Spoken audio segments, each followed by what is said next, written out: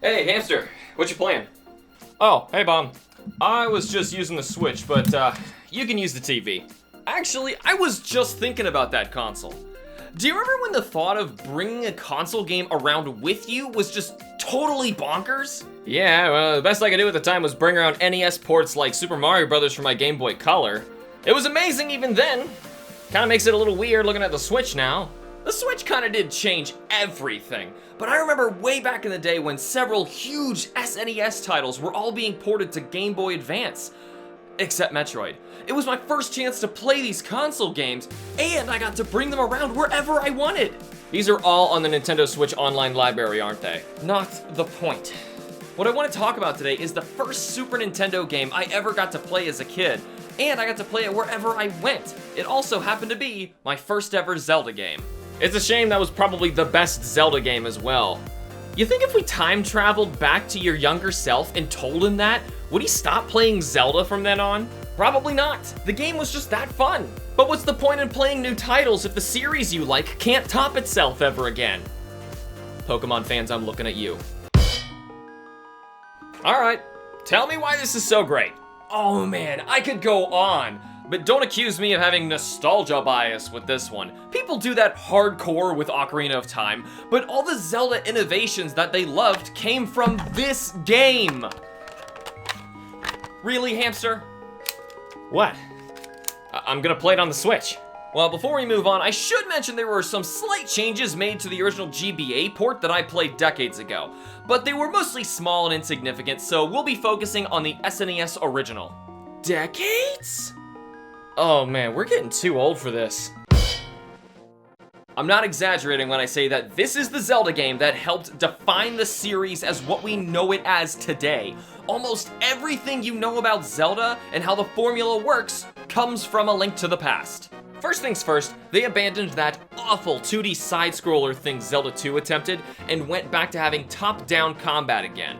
But this time with a slight angle to show off houses, cliffs, and characters, which will become a staple in pretty much all top-down games to come. Finally, instead of just useless poking, Link swings his sword horizontally in a much-needed change, allowing for some fluid and hectic combat possibilities. The stupid random encounters, experience points, and minimap overworld from Zelda 2 are also gone in favor of a reworked Zelda 1 open-world map style.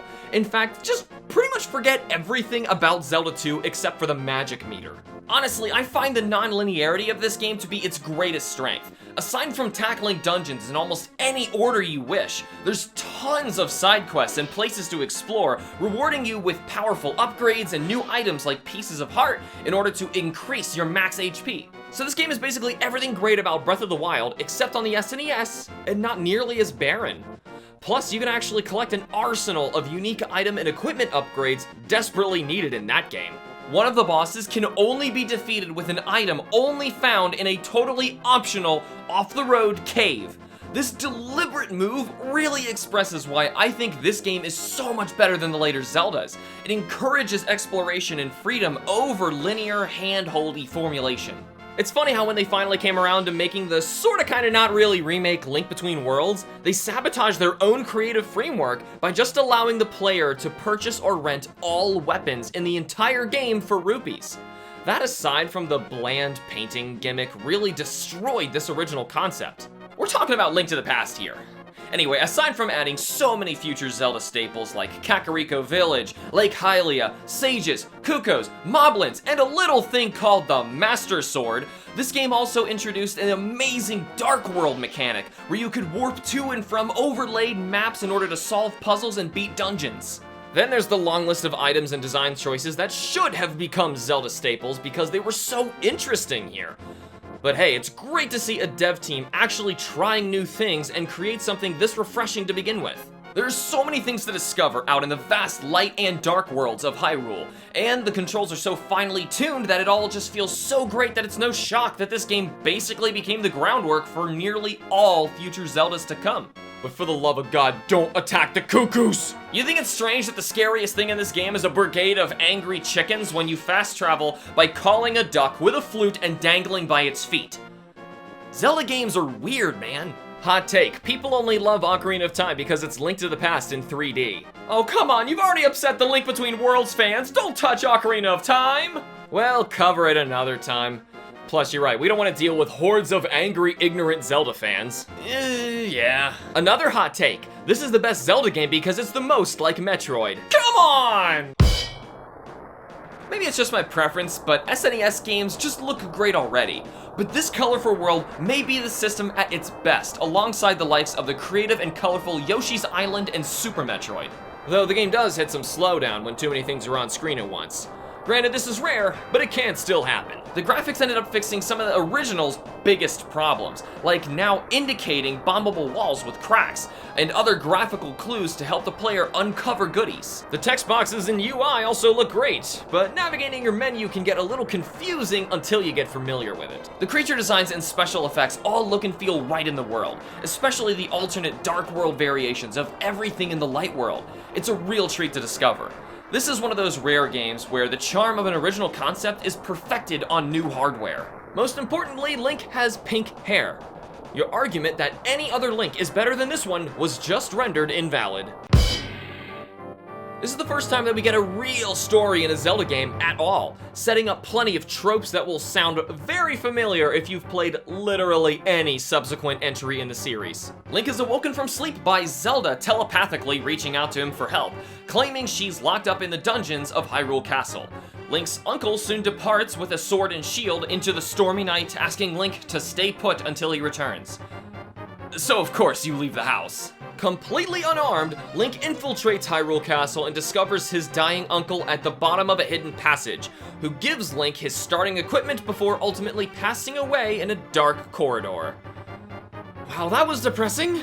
Link fights his way into the castle, saving Zelda and escorting her through a bleak sewer system and into the back of a church cemetery.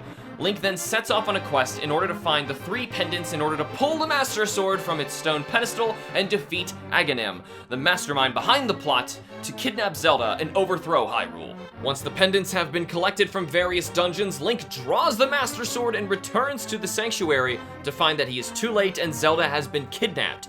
Link and Aghanim clash at Hyrule Castle, where upon Aghanim's defeat, Link is teleported into the Dark World. Link challenges 7 more dungeons in order to free 7 maidens, allowing him to access Hyrule Castle once more for a final battle with Aghanim, where upon defeat, a ghastly bat flies out of his body and transforms into Ganon, whom Link must defeat in order to finally save Zelda and obtain the Triforce. So how many Zelda games did that just describe? Collect 3 things to stop the evil, but the evil gets away with something anyway, and now you gotta collect more things to stop evil for reals this time, and save Zelda, defeat Ganon, and get the Triforce. Better question, how few Zelda games does that not describe? The only reason so many games follow the formula laid out by Link to the Past was because Link to the Past worked. And it worked well. What about your uncle? Shouldn't we, I don't know, go back for him and give him a proper burial or something? Actually, at the end of the game, he's shown to be alive and well. I guess he just pretended to die back then for drama, and he was actually fine and decided not to tell you about his health or whereabouts until you've completely finished with your quest. Oh, Uncle, you're such a tease. SNES music has a distinct sound that I miss when playing modern pixel graphics games. It's one thing that developers seem to always forget about when trying to emulate this era of games. These tracks are atmospheric and incredible, and not to mention nearly all became famous, iconic Zelda staples from here on out. I know it's getting old saying this in every single section, but it's true. Nearly all Zelda music you know and love originated from this game. Hyrule Castle's themes, the Fairy Fountain, Kakariko Village are obvious picks, but the remastered Hyrule Field and famous item acquisition fanfare become what you know them as today from this game. Also, the Dark World theme is probably my favorite track in any Zelda game. So it's a good time to mention that the GBA port slightly updated some of the music, as well as adding Link's vocal yeah sound effects straight out of Ocarina of Time. People are really torn on this inclusion, but honestly, I think it just gives more character and life to Link, much like how the GBA port of Yoshi's Island did the same for Yoshi. I so did not find enough to complain about with this game. I'm gonna get accused of nostalgia bias just because my first Zelda also happened to be empirically superior in terms of innovation and creativity to literally all later installments. Don't worry, the internet will hate you no matter what you think. and especially for having the audacity for telling them why you like a video game so much. Do you like The Legend of Zelda? If so, by association, you already like this game. You've seriously not played this game yet? I'm not exaggerating when I say that this isn't just one of the best Zelda games ever made, but this is also one of the best games ever made. I legitimately tried so hard to come up with snarky criticisms for this game for this review, and I still couldn't. And if you know me and how harshly I criticize games that I love, let that be a testament to how incredible this game is. I am so ripping on a game next episode to compensate.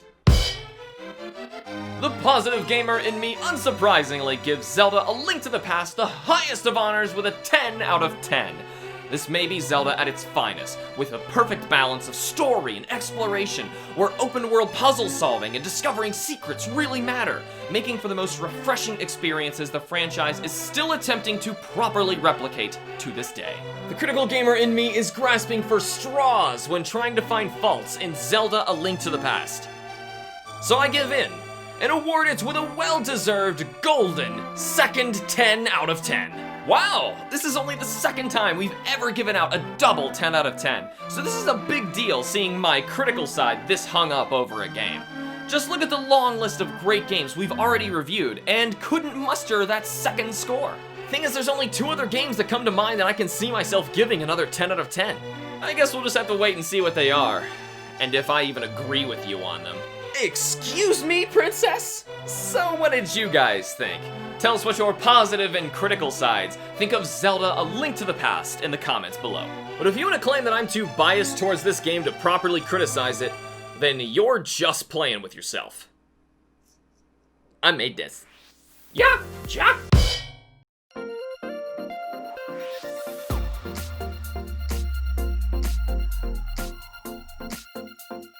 Oh.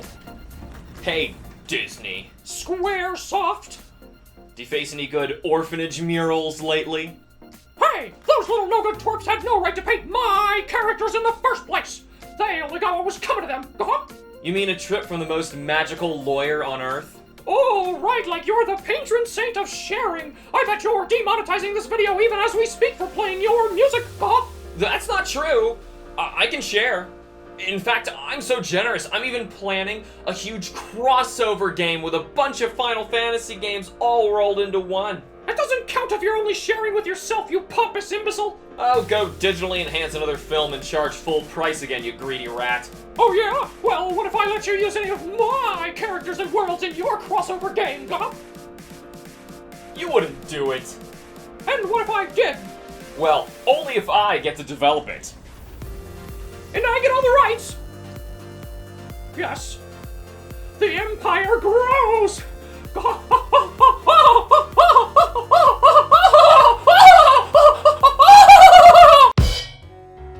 It was a joke, but that intro skit wasn't too far from what actually happened, and the result was Kingdom Hearts. Could we have even combined 2 more nostalgia-blind fandoms together?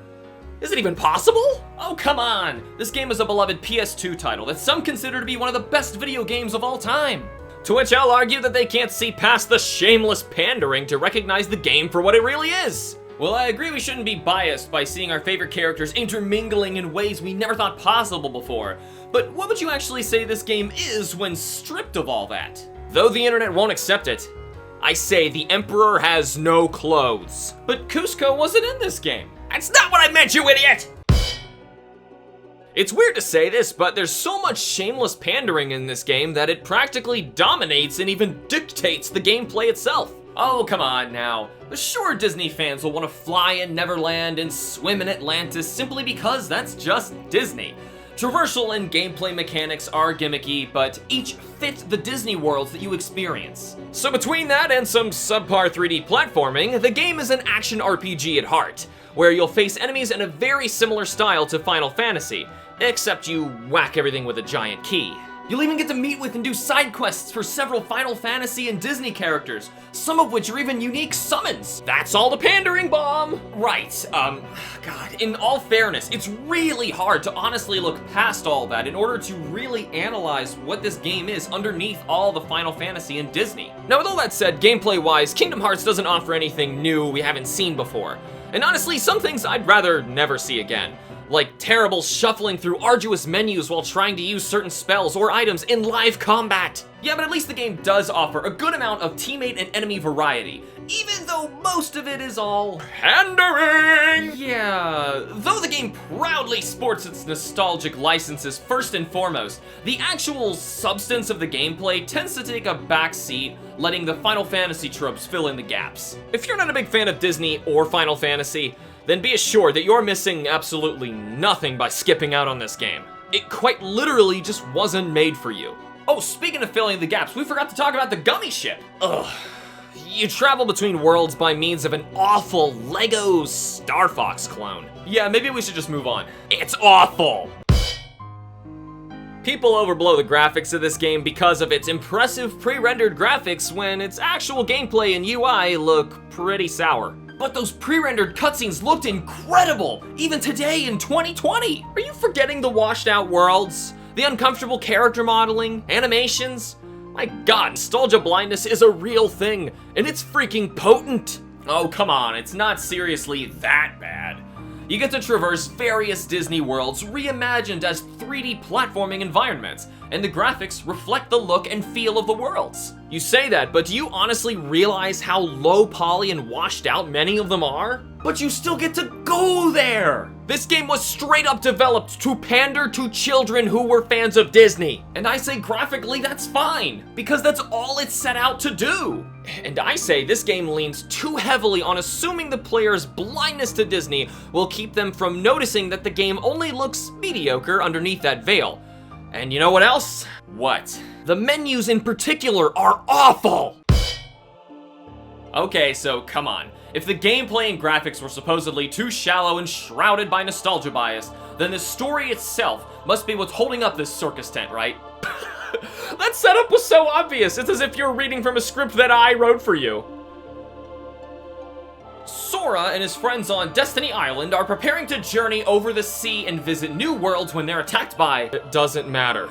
The Heartless, which are... Nothing matters. Eventually, Donald and Goofy join the party so they can... It really doesn't matter. So they travel to various Disney worlds in order to find and stop bad guy Ansem from... Darkness bad, light good. I just told you the entire story of the entire franchise. So, in each Disney world, they fight the Heartless and seal the... Okay, hold up for a sec. Aside from visiting Disney worlds being the majority of this game and contributing abso-freaking-lutely nothing to the plot as a whole, the short stories told in each one feel like badly written B-movie knockoffs or parodies of their respective Disney films. Instead of familiar movie events playing out normally, your party is just awkwardly there, without having any meaningful contribution to the world's stories, which all feel like shallow representations of their former selves, merely referencing movie plot points like, remember when this thing happened? Or remember this character? Instead of actually creating any semblance of an actual plot or character arc. I'm sorry, carry on. So, you go through a bunch of Disney worlds and eventually stop a plot between several Disney villains who... It doesn't matter. Which leads you to stopping Ansem in a final battle to... Nothing matters! Without the Disney stories awkwardly stripped of their source material, the game's main plot doesn't even exist. It was all just an excuse to travel to a bunch of Disney worlds and fight in Final Fantasy, but without the meaningful substance. But that's all the people wanted! What's wrong with you people? The soundtrack for this game is also filled with obvious pandering. I think they get the idea. No, I was gonna say that some of the unique scores are actually quite nice and some real classics for video games, like Simple and Clean. I honestly agree, but I can't bring myself to listen to it without feeling like I'm fueling the toxic stigma that I don't want to be associated with. Most of the tracks are unique and don't lean on Disney as much as you think. But remember kids, that doesn't make it special. But people come from far and wide to see Kingdom Hearts live orchestra performances. That's because Kingdom Hearts fans are so desperately starved for their nostalgia fix that they'll go to any lengths necessary in order to get so much as a new 10-second canon cutscene. Do you like Disney? Are you the kind of person who keeps buying re-released Disney DVDs every year? Do you like Final Fantasy? Does it seem silly to you that this strange guy online keeps complaining about things like plot and gameplay when he should be going, Hercules, Cloud, Nightmare Before Christmas, Tidus, Peter Pan, Squall? Don't you mean Leon? No, definitely Squall! Well, the positive gamer in me recognizes that I'm not this game's target audience, so still finds Kingdom Hearts to be a decent 6 out of 10. It's nothing to write home about unless you're just a sap for Disney and Final Fantasy. But hey, if that's all that you wanted, then this is definitely an amazing crossover worth celebrating. The critical gamer in me is clearly not impressed with the shallow husk of a game that is Kingdom Hearts, after stripping away all of its nostalgic fluff, giving it a lousy 3 out of 10. This game knows its audience and flaunts things they love in hopes of distracting them from the game itself, which is honestly below average. If you're not even a fan of Disney or Final Fantasy, then you'll surely be disappointed with this supposed masterpiece. So, what did you guys think? Tell us how your positive and critical sides rate Kingdom Hearts in the comments below. Don't let your nostalgia blind you from the real pros and cons of a game. Besides, if you think this game is a masterpiece just because it has Disney and Final Fantasy, then you're just playing with yourself.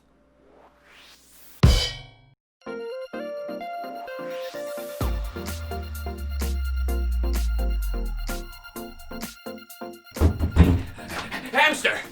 Have you tried these new plasmids? They're amazing! Oh, it's just a new fad bomb, get a grip. So levitation and mind control powers are just a fad, huh?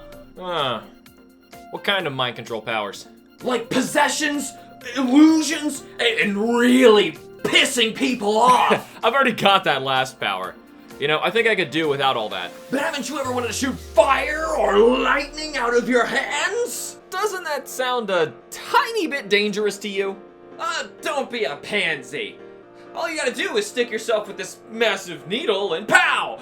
You can create tornadoes, freeze people solid, and shoot clouds of angry bees right from your fingers! And you just accepted all this without the tiniest bit of consideration for the potential side effects, right? Yeah, right, like I'm bothered by a little bit of indigestion and chronic headaches and Niagara-level hemorrhoids. Yeah, sorry. I think I'm just fine without all the giant needles and insurance claims. Thank you very much. But I can shoot bees from my hands whenever I want!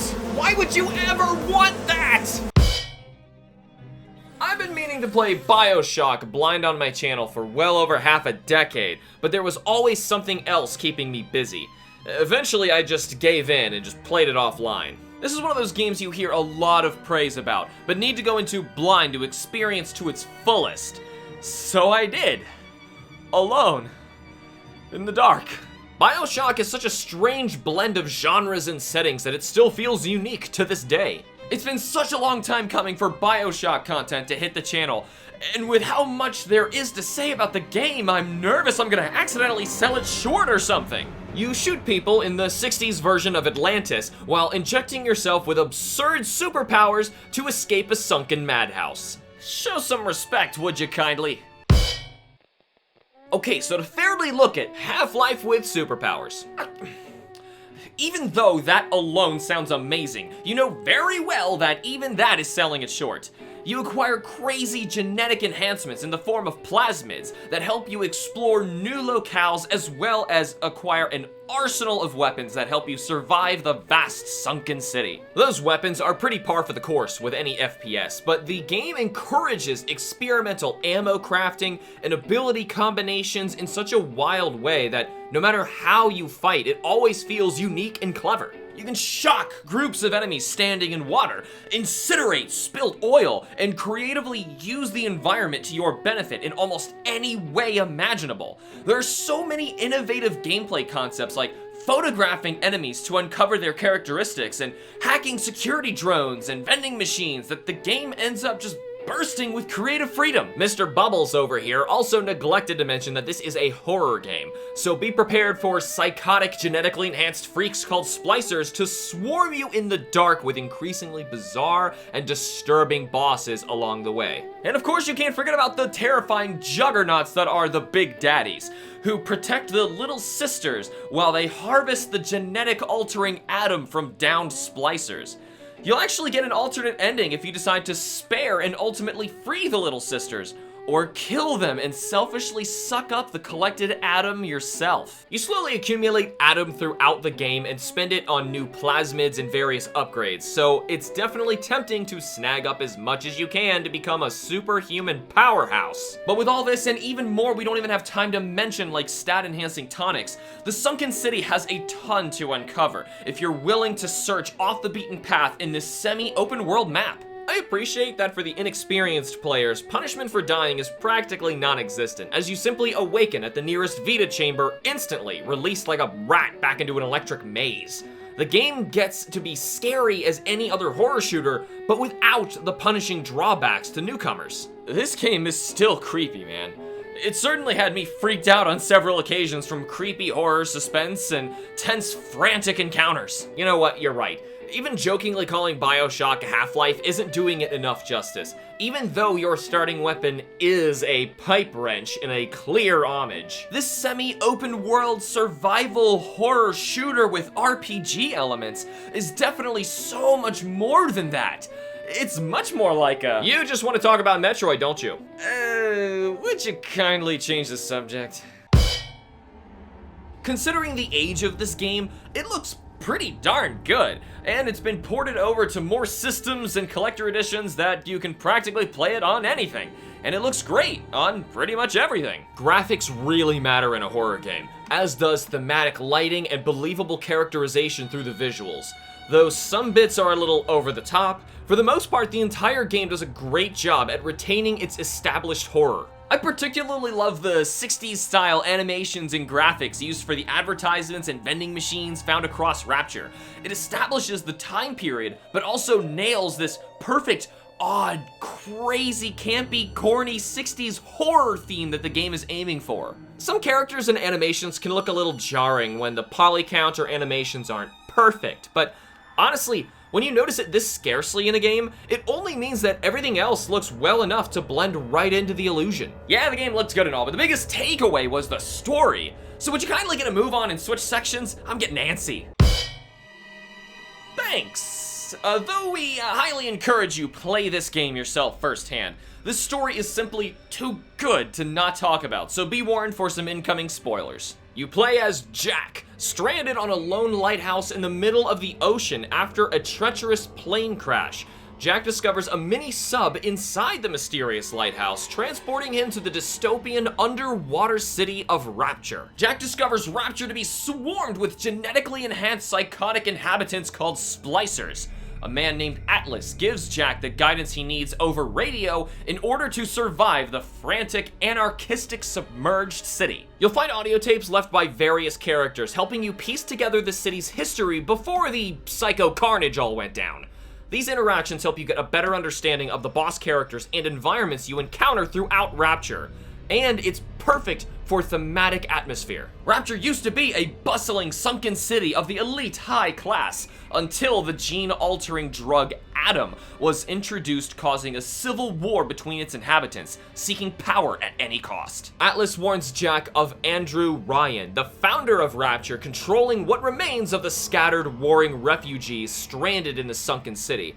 And after Ryan blows up an escaped submarine containing Atlas's wife and child, Atlas sends Jack Ryan's way in a rage in order to kill the tyrant once and for all. Once Jack fights his way through several corrupted characters, all obsessed with various elements of Rapture's former glory and frighteningly unrestrained ideals, he finally discovers Ryan, who surprisingly isn't at all afraid of him or his murderous intent. Ryan then drops an info bomb on Jack, informing him that Jack is just a genetically controlled pawn of Atlas, who turns out to be a long-thought-dead rival mob boss of Rapture, seeking to overthrow Ryan and use Rapture for his own selfish goals, Frank Fontaine. The freakiest revelation is that Atlas has been controlling you this whole time by using a psychologically implanted trigger command, "Would you kindly?" to force Jack to do his bidding whenever he spoke that phrase. This immediately reminds you of all of the instances Atlas used the phrase on you, when to progress the game's story, you had no choice but to follow his seemingly innocent orders. Ryan acknowledges Jack's skepticism, so he uses the trigger phrase to force Jack to kill him to prove Jack's lack of free will. And just as before, you have no choice but to carry out his orders and kill the man in cold blood. Who, by the way, is also your father, but that's another story. With the help of the rogue Dr. Tenenbaum, Jack manages to free himself of Fontaine's control, allowing him to hunt down the manipulator and stop his crazed coup of rapture in a crazy atom-fueled final boss fight. Dr. Tenenbaum, who was protecting the little sisters this whole time, will then narrate the alternate endings, based on the player's decision to either spare or harvest the little sisters for their atom, where Jack rescues the girls and raises them for his own, or gets reprimanded for being a heartless monster, enabling the splicers to inadvertently escape Rapture and presumably wreak havoc on the world above. Aside from the amazing plot twist, this story is amazing for its incredible characterization and snippets of audio transactions, allowing the player to discover the truth behind the dystopia at their own pace. Kind of like Metroid Prime. But let's talk about that soundtrack. Hey, I wasn't done. Would you kindly? Okay, so I know each section of this review is making this game out to be super innovative and incredible, but the music is just simply perfect for this game. Welcome to the circus of values! And by perfect, I mean the sound design is equally scary and authentically aristocratic 60s. I love the old music playing while overlaid horror music drapes the scenes in a whole new light. The odd juxtaposition is, in a large part, what makes the setting feel so immersive. I even love the sound effects and weird background noises that you hear throughout Rapture, like the weird, dark, cold calls of like whales made by the big daddies to the little sisters. It's incredibly suspenseful, and anything less would have caused the game to lose its frighteningly immersive design framework. We didn't even have time to mention how funny this game can be at times, with silly quips and comically over-the-top horror themes coming off like intentionally corny, but still awesome B-movie skits. And this is all accomplished with great voice acting and sound design. God, that vending machine creeps me out every time. Kill your cravings at the circus of values! I know this game sounds like a bizarre mix of unfitting themes and genres, but trust me, it all comes together beautifully. Ever been in an insane asylum? Well, imagine being trapped inside, the inmates all got loose, and had guns and superpowers. If you love deep lore in your games but can also go for the occasional gag in a horror game, then BioShock is right up your alley. Would you be willing to stick a needle the size of a caulking gun into your arm with the hopes of gaining superpowers? Then you're probably already crazy enough to blindly scarf down a half-eaten hot dog out of the garbage can. You'll fit in perfectly here. The positive gamer in me had a blast with BioShock, awarding it with a spliced up 10 out of 10. The gameplay was creative and constantly evolving. The story was captivating and driven by a superbly arranged soundtrack. The only thing I was left wanting after completing this masterpiece was an excuse to descend back into Rapture once again. The critical gamer in me found little to complain about in BioShock and feels that it still deserves a powerful 9 out of 10. Some instances of the game can leave you a tad lost and confused, and all around could just use a little bit more polish.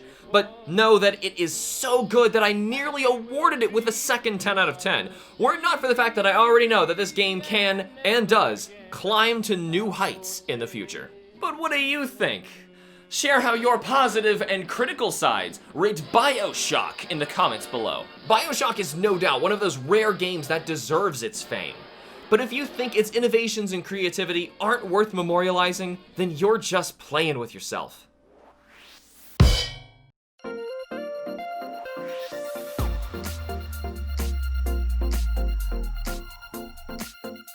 Wow, this is such a strange feeling. I absolutely loved Persona 5, but my only other experience with the series was with 3FES, which I didn't really care much for. Is this really the same series? What have I been missing? Why do I feel so... I am thou, thou art I. The power long dormant within you has finally awoken! I am Hamster, your critical side! Is this for real? But I still really like this game. Don't hold back, Bomb! Let your rebellious spirit rage inside you! Honestly, I don't see much wrong with Persona 5.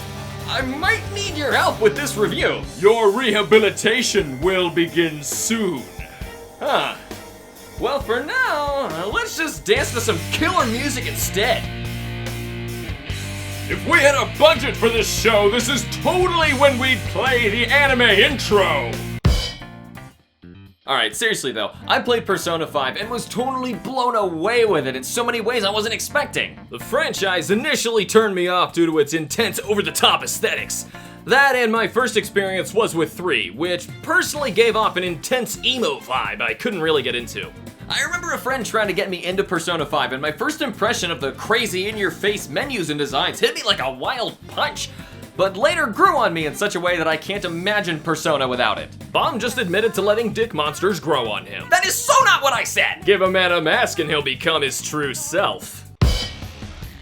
Starting with a traditional JRPG base, you'll be accumulating party members as you journey to fight an overwhelming power only you can stop. But Persona 5 breaks from the norms in quite a lot of interesting ways. Instead of venturing over vast fantasy landscapes, you'll be living a normal day-to-day school life in Japan, making friends, hanging out, and doing normal tasks like studying and working after-school jobs. I know this sounds totally stupid, just bear with us. You'll soon gain the ability to explore the metaverse, which is an alternate reality overlaid on top of our own, where monsters called personas wreak havoc. These personas are created from the feelings and hidden personas of people in the real world. You want to choose how you spend your time in the real world wisely, because each action will help you level up certain personality stats, or character affinities to strengthen your party when challenging the metaverse. The gameplay loop is in spending your day-to-day time living a normal life, where your actions provide bonuses for your metaverse double life. It's surprisingly addicting, making putting down the game incredibly difficult, as you'll be planning out your time days ahead constantly. Aside from the day-to-day story stuff, you'll be focusing on beating what are called palaces, which are basically large metaverse dungeons created by corrupt humans in the real world. These are huge story-based plot points and are all unique enough to justify their inclusion, representing various faults in humanity. Combat is turn-based, which normally I find out of date and borderline inexcusable in this day and age, but in Persona 5, it's so stylish and amazing to watch. It's just a great time. Plus, with how you can recruit, power up, and basically craft new personas constantly keeps the gameplay interesting. I do have some gripes with some confidant requirements and side quests. This game is so huge and sometimes cryptic that it's best that you play it all with a guide, especially if you're playing the massive expansion to the game, Persona 5 The Royal. But once you get accustomed to it, the gameplay is very simple. The real conundrums are when you're deciding how to spend your time. You want to level up this physician confidant, but Ryuji just texted you wanting to hang out and you really want him leveled up, but if you head out to the diner, then you can study for your upcoming exams in a couple days. All the while the days are passing and you've got to challenge that palace before time is up. I highly recommend that first-time players choose the safety difficulty at the start, as it won't boot you out of a palace if your party falls in battle, costing you a precious day. This does, however, make the game a lot easier on the RPG half, but also provides you with the maximum time to hang out with confidants to get the most out of everyone's stories. Or get the most girlfriends! You can end up in a romantic relationship with pretty much every single female character by the end without them finding out, until a fateful Valentine's Day when they all expect you to go out with them at once. Honestly, romantic relationships like this highlight some of my gripes with this game. Your decisions don't really make much impact on this story. Even when you get temporarily reprimanded for going out with everyone at once, they go right back to being your friends, like nothing happened. The game just doesn't have any real consequences for your actions. Except when you wanted to hang out with somebody, but instead you tried to quickly craft a single lockpick and your entire evening was wasted. One evening slot can be spent on something as mundane as studying after school to beating an entire palace. Let's not do that today. It's time to go to sleep. But I wasn't done. Go to sleep! This game's funky, stylized aesthetics and animations are incredible. Even the menus are vibrant and stylish. However, it's inevitably jarring when any game does its transitioning from anime cutscenes to 3D models. Maybe it's just me, but the 3D characters' eyes and expressions don't seem to look nearly as good as the animated cutscenes, causing jarring halts in immersion every transition. But the awesome cast of personas are inspired by various mythologies from around the world. And if you're a big fan of the series, you'll also know that they originate from the Shin Megami Tensei franchise, to which the entire Persona series is actually a spin-off of. In the metaverse, your entire party all gets stylish costumes, generally fitting a central theme. And I'll be honest, I mostly chose my team based on whose outfits didn't clash with my black and red theme. Sorry, Yusuke. The biggest thing to mention in graphics is that the jump to PS4 was a huge deal for the Persona series. This game is just a joy to look at. There are still dick monsters in this game, Bomb. You gotta watch what you say. God, Persona is so weird. What other game can you fight a giant angry green dick blade-slinging chariot tentacle monster? Are we even allowed to show that? You play as Joker, the leader of the rebellious gang of troubled teenagers known as the Phantom Thieves of Hearts. The story begins with Joker's failed triumphant escape from a colorful palace.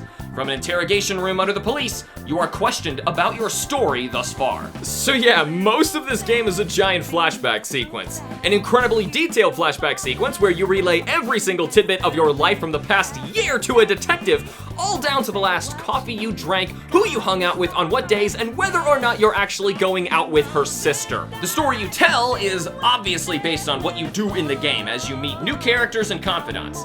You'll also run across corrupted adults who you and your accumulated team of rebels will utilize the metaverse to steal away their dark desires. You and your party all gain access to the metaverse by means of a mysterious cell phone app, and Joker meets up with Igor, a mysterious otherworldly character giving you the ability to collect and upgrade your ever-growing assortment of personas. So you build up your reputation as the Phantom Thieves of Hearts, stealing away the evil from famous or powerful individuals until eventually culminating in the very palace where you were captured in the intro. Though we won't spoil the story from here, just remember that a good thief never sells out his comrades. Just stick to your guns through the final interrogation and prepare for some crazy plot twists and awesome final challenges. Persona 5 The Royal adds an entirely new school semester, palace, and party member among many other big additions. It's certainly the definitive edition of this game.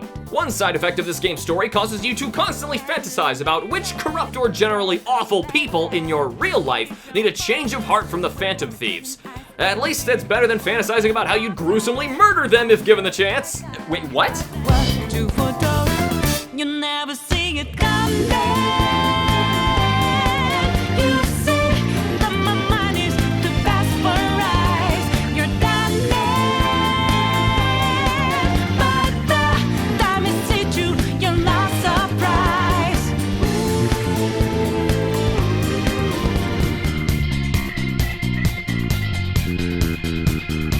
So you know that we out there, swatting lines in the naked. Can't move fast without breaking. Can't hold on or run for change. And rivers settle dry. The left is lost. When the hope of new beginnings burned our feet, now we needed a heartbeat for demon. Always is in a siege land. Remind us what we're here for, creating new life. This bizarre game will suck you in with its incredible design and hold you for a tremendously long time. Though you can even be in a relationship with your teacher, you can't be gay. Sorry, fangirls. This entire game is a huge double life secret underground local superhero high school fantasy story, but targeting adults, who are ironically the villains of the story. I guess we all wish we could go back and do things differently. Like break into Mr. Thomas's brain and steal his filthy heart so maybe he wouldn't be such a despicable douchebag anymore. Yeah. The positive gamer in me had a blast with Persona 5, awarding it with a royal 9 out of 10. This bizarre gameplay loop and crazy style kept me entranced with my life as a phantom thief until I was left wishing for nothing less than Atlas to deliver their next calling card for Persona 6. The critical gamer in me has some issues with Persona 5, but not enough to score it below a 7 out of 10. This game practically requires at least 3 internet tabs to be opened on your phone at all times. The game is absolutely massive and a blast to play, but can certainly be overwhelming to some, where minor mistakes could cost you precious time and permanently bar you from 100%ing your already 100-hour save file. But what do you think? Tell us how your positive and critical sides. Rate Persona 5 in the comments below. You can't judge a book by its you can't judge a game by it. Oh, you can't a game but whatever. If you're letting this game's quirky design keep you from enjoying its crazy content, then you're just playing with yourself.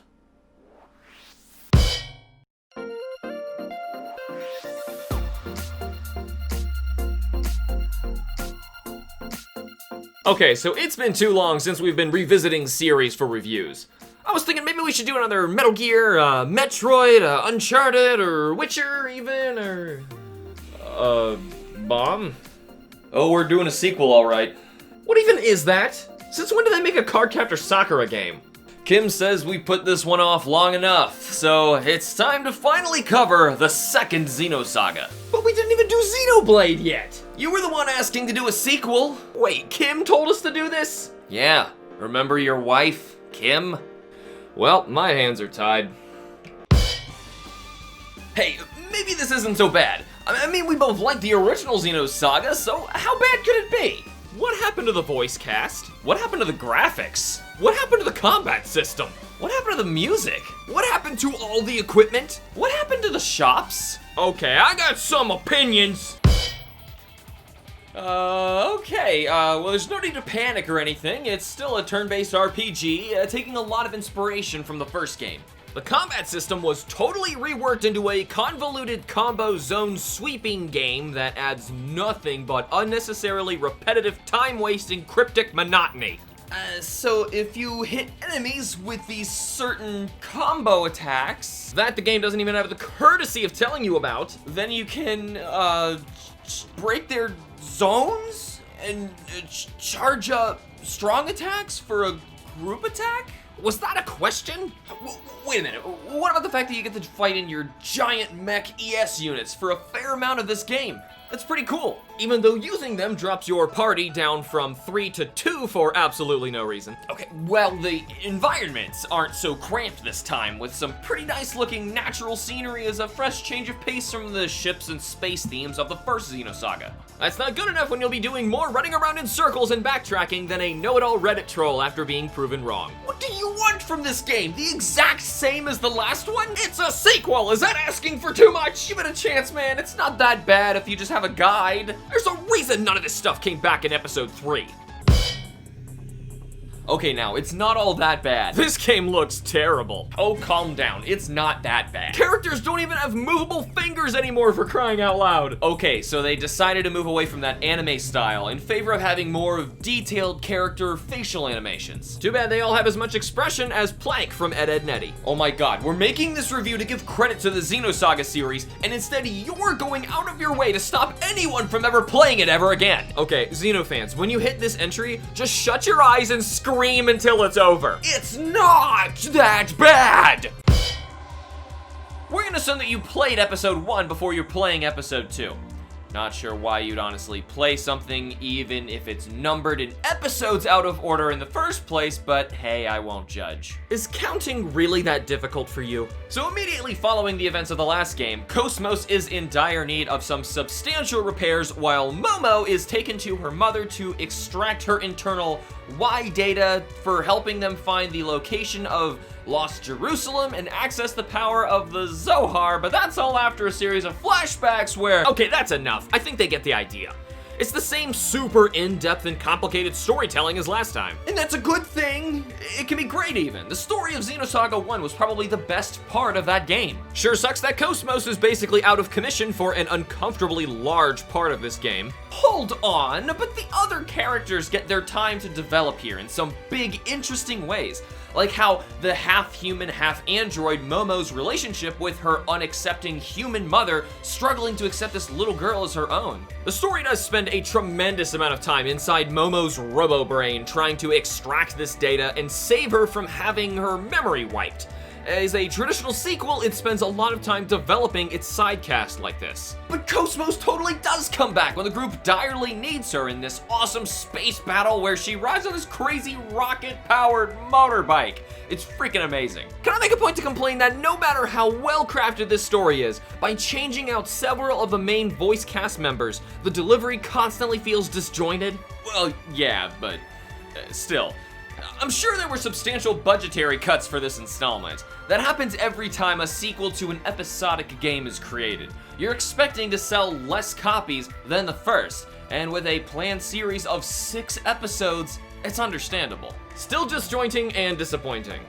Though we don't know the details of their budgetary restrictions, it's a bummer to see it hamper the story to the extent that it cut their episodes by half in the end. Oh, right, we're talking about the story.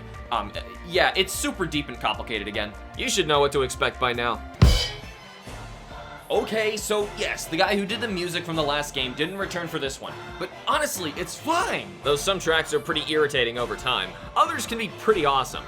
Bummer most of the good ones aren't used in combat or overworld traversal, but instead they are one-off cutscene backdrops. I will say that when directly comparing soundtracks, I think episode 2 has it the best out of the 3. And this is literally the only section where you'll hear us claim that 2 is better than the others. The game is not that bad! Don't lie, you know it's true! Did, you play Xenosaga Episode 1? I don't even think that's good enough of a reason to play it, Bomb! Oh, come on! I mean, at least take my word that Xenosaga Episode 3 is awesome and goes back to everything good about the first game and does it better. So once again, just shut your eyes and scream until you beat the final boss. It's not that bad! The positive gamer in me is disheartened with the Xenosaga Episode 2, giving it an average 5 out of 10. The changes and cuts made to this game are painfully apparent, making it feel like a step backwards rather than forwards, which for a sequel is kind of important, but the story alone is worth the journey for fans of the Xeno universe. The critical gamer in me is disappointed with the shallow performance given with Xenosaga Episode 2, giving it an appropriately shallow 3 out of 10. I see this entry as an inevitable and unfortunate hurdle fans must pass between 1 and 3. Though I appreciate developers trying new ideas, it's a shame that not a single one of the changes made in this entry were even remotely good ideas. But what do you think? Tell us all your positive and critical sides. Rate Xenosaga Episode 2 in the comments below. But if you're blindly defending this game just because it's Xenosaga, then you're just playing with yourself.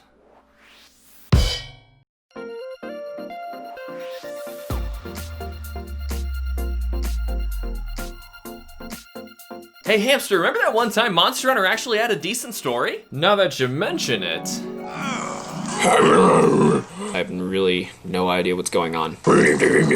I'm finally happy again. Oh, she even stood up. She's not wearing pants either. Yeah, let's go. Ooh, cutscene. We have a creepy elder, we have the fan service, and we have the big, strong, quiet guy. We are all set for an anime. There's something happening in a Monster Hunter game. It's Santa with his giant candy cane mustache. You go, Santa. Yep, that made sense. Oh, yep, let's get a nice crotch shot of the Guildmarm. That was Gormagal. No more. No. Okay, we're dead. We're just dead. No, we're gone. We're dead. We're dead. Don't even play this game. No, we're dead. We're all gone. Oh god, I'm so freaking scared. I missed. That's how scared I am. Let's forget about that Gormagala completely because we are having a beach party. Okay, so we seem to be communicating with each other, which is something that doesn't normally happen. This is so much fun. Nope. Since we're going back to cover the past mainline Monster Hunter games, it's important that we remember what made each one different and interesting, and what made each one suck. Oh, come on! We need to be fair to each game and judge them in comparison to each other. Okay, fine. And what made each one suck by comparison? Better? Anyway, so Monster Hunter 4 Ultimate is still one of the best Monster Hunter games, even in 2020. Considering how the vast majority of this game is nothing but an overly ported and patched paid DLC update to a game that originally came out in 2004, that isn't exactly saying a lot. As the positive gamer, it only makes sense that I focus on all of the good brought to the table with Monster Hunter 4 Ultimate. And as the critical gamer, I'll tell you the truth. That is so not how it works! This game had so many cool new improvements from the past entries in the famous Hunter-Looter series, like new weapons, enhanced climbing and overall verticality, monster mounting, and being able to play wirelessly with online friends. Is the first game a joke to you? Yes. Huh. Noted. But still, don't oversell those updates. Like I said before, this game is basically just a mod of a mod of a mod of a mod of a mod of a Are you done? mod of a mod of a mod of a PS2 game. So, with hundreds of quests, with nearly 100 different monsters to hunt, this game is packing some substantially monstrous content. You'll even gain the ability to free hunt in the wild Everwood, unlocking uniquely randomized quests that level up their difficulties each time you complete them, all the way to an absurdly powerful level 140 for some devastating battles and amazing rewards. Admittedly, World learns a lot from 4U in terms of gameplay mechanics, but not nearly enough in terms of what makes repetitive quest grinding feel like a satisfying story progression. I will agree, 4 Ultimate does an awesome job at really making you feel like you're constantly getting stronger, as well as having a real goal and purpose through story progression. I gotta say, this game is laughably easy in low rank, but climbs to ludicrous new heights in G rank, especially with those randomized Everwood endgame quests. If you like hitting monsters until they die, then this game has a lot of monsters to hit until they die. It's like an extremely long and slow game of whack-a-mole where the mole has 1 billion HP and you've got like 12 different mallets to choose from. You can watch our extensive various arena and main quest series with over a collective 200 episodes to see all the monsters to whack, shameless plug. I'm sure nobody wants to see you whack it. They definitely prefer to just whack it themselves. Did you happen to play 3 Ultimate on the 3DS? Well, I'm here to report there were virtually no improvements to this game in the graphical department. But the game looks fine! Plus, you can't discount all the cool environments and monsters we got this time around. No monsters, you say? Here's how I feel about all of them. Small monsters. The brilliant idea of having armored insects hitching rides on large monsters Remora style, giving them extra natural padding, gets completely unjustified when these little pissed off pill bugs come rolling your way like Sonic the Hedgehog, knocking you off that massive cliff you just climbed for the 100th time. Gross baby frog sharks that can straight up quadruple in size by sucking away gallons of your blood. It's a miracle you're still standing after that. Large monsters. It's Bizarrios again, but super rare and sparkly. Uniquely discovered only in the Everwood. Can we please have more secret rare monsters like this? Admittedly, the coolest flagship monster we have ever gotten, bringing along a unique frenzy mechanic for combat which can reanimate and possess other monsters, an absolute blast to fight. Creepy mucus spraying flying squirrel elephant pig monkey. Creepy fire flinging flying squirrel elephant pig monkey. A giant snake is an amazing idea for a monster, but something about this guy's understandably limited animations and attacks make him disappointingly annoying and boring to fight. The only subspecies to be granted the ability to conquer the frenzy virus and go full on apex. Why? Good question. Disgustingly horrifying massive spider with a unique fighting style that never gets old and is always guaranteed to creep me out. Instead of being draped in the usual Gypsaros hides, this Nursilla shrouds itself in a Kazu carcass, because that was the only way they could possibly imagine it any creepier, and they were right. I would call this a more moderately sized giant insect, but it's still bigger than a minivan. Yeah, exoskeletons don't work like that. Subspecies initially seemed like cheap padding to make the game feel bigger than it really was, and then we got hyper and tempered monsters. Miss these guys yet? An awesome monster team-up combo fight, though I'm not sure yet if we're actually just interrupting a particularly violent mating ritual. An even more violent mating ritual where the dominant queen straight up uses her male as ammo in a cannon blast attack, killing him in the process. Don't worry, she could just dig up a new one out of the dirt. Come on, guys, you can do better than her. She's just going to hurt you. That steamy bug sex is so not worth it. An awesome new flying wyvern introduced in owning the new bleed mechanic, because no other monster in history was strong enough to actually injure you until now. Angry bullfrog. Explosive angry bullfrog. Explosive angry. Wait, what? Freaking Tigrex? He's notably massive and slow at first until the fight progresses and he gets faster and faster like an unstoppable explosive freight train. You expected a giant land shark monster and instead got an inflatable frog with an unsettlingly large devilish smile. Desert bound, this Zamtrios variant knows not the meaning of the word tired. Gen Moran again, just shorter and pointier. on the exact same stage, and fought nearly identically. Can somebody please explain why he's here over Gen? The largest mainline monster to date, making for one impossibly ridiculous but intense final battle. And here's his Ronald McDonald cosplay. One of my favorite final boss Elder Dragons ever. This intense tar-spitting beast feels more like you're battling Godzilla with his explosive death beams. He's even got a Dragonator lodged in his back for God's sakes, and he just shrugged the darn thing off like, oh, this? Yeah, my back kinda itches. Is something back there? Whoa, it looks amazing. An icy black Kieran. Wait. That actually sounds awful. Let's never fight that ever. After molding its black shed skin, Gormagala becomes one of the coolest final bosses in the franchise with some killer music. I'm so glad that's a reoccurring thing. Something horrible goes wrong during molting, causing Gore and Shigaru to mutate into one twisted and insanely powerful dragon of death fighting through its own corrupted fury. And those were just all the new monsters. This game is still jam-packed with tons of old returning monsters too. Before moving on from graphics, it's important to note the wide variety of color in this game, really bringing it all to life. From vibrant character costumes and armor to various lush landscapes, this game does look pretty great. That's the nicest thing you've said for the 3DS.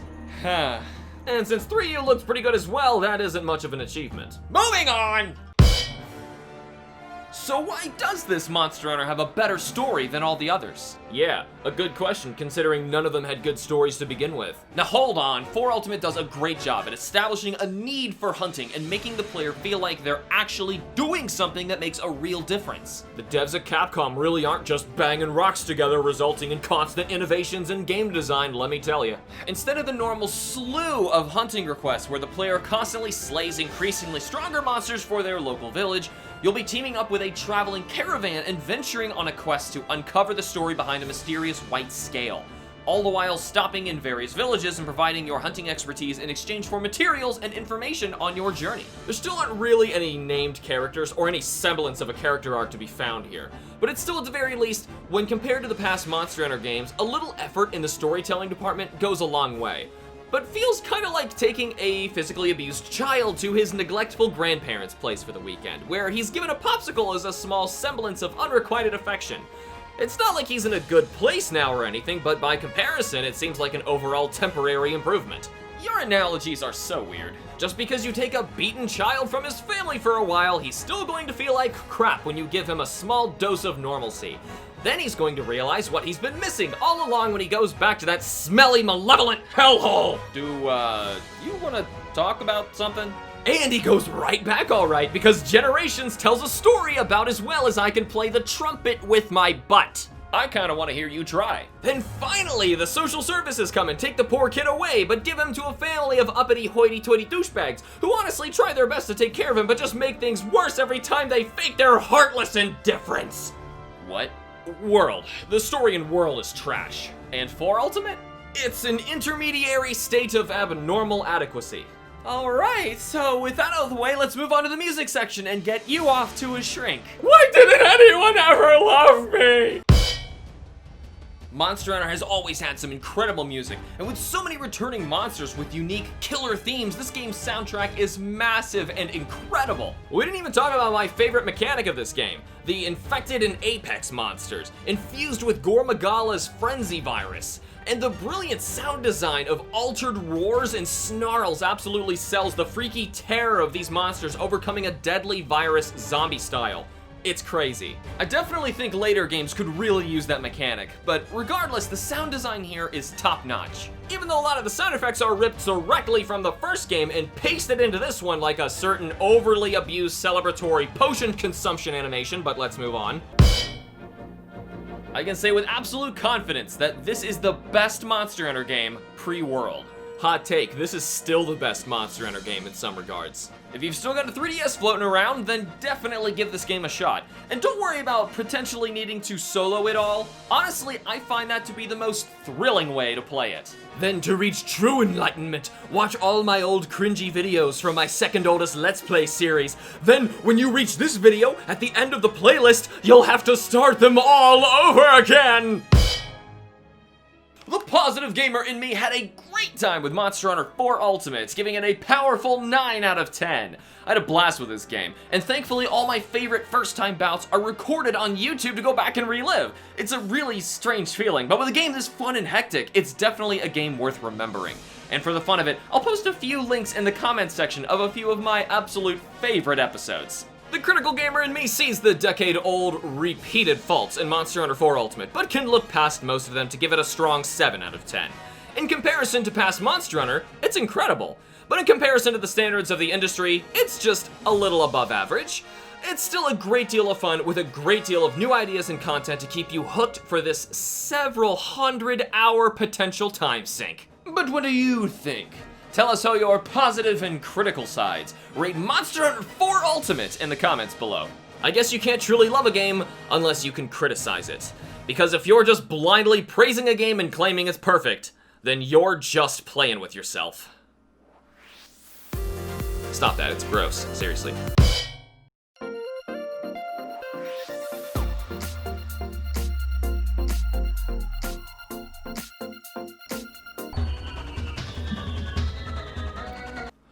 Hey Bomb, what's up? Hamster! Oh, good, I finally got some reception. This isn't about that Sintamani stone again, is it? What? No! You didn't learn anything about it, did you? Oh yeah. Really? Cause I learned that it's a total waste of your time. So just forget about it and all your other wet dreams about Marco Polo. Okay, hold on. I just need some help, actually. Nothing much. Maybe a helicopter? I don't know, maybe a medic who's possibly trained in treating bullet wounds. And in making hot chocolate. You know what, just forget the medic altogether. I just need hot chocolate. And a helicopter? Yeah, did I say that? Oh, is that, are you breaking up? Oh, uh-oh. Hamster! Well, crap. Not today, Nose! You're not the boss of me! Oh yeah?